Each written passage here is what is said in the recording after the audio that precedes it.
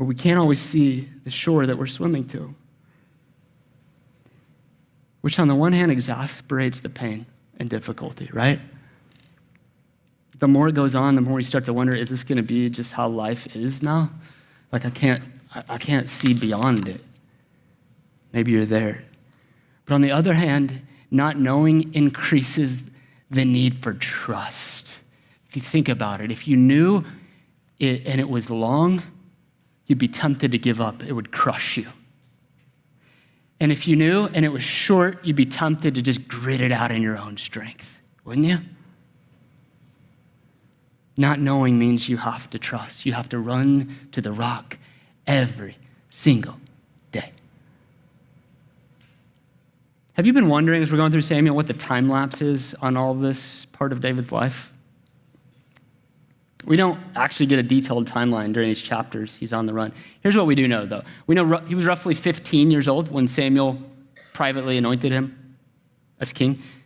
We know he'll be 30 when he actually becomes king, so about a 15-year gap between the promise and fulfillment.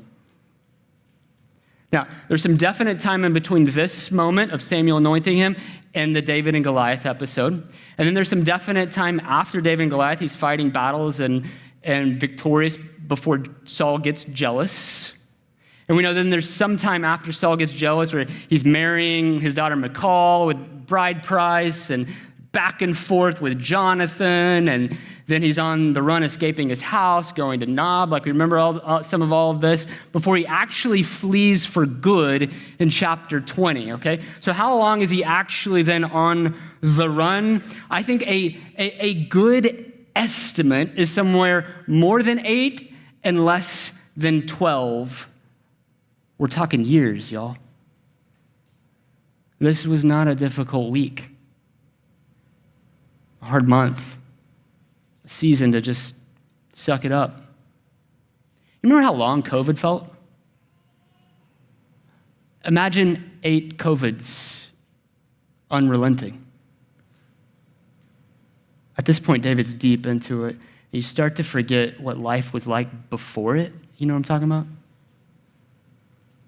I mean, you talk about a desire for fast forwarding. Can we get out of this, please? Chapter 21, chapter 22, chapter 23. Each of these episodes, man, just slow, like a page turning over, like another wave, another wave. Every one of those is traumatic in and of itself, and now they're stacking. Like, when is this going to be over? Something I want us to see in all this church. Listen, hear me, please. God tells long stories.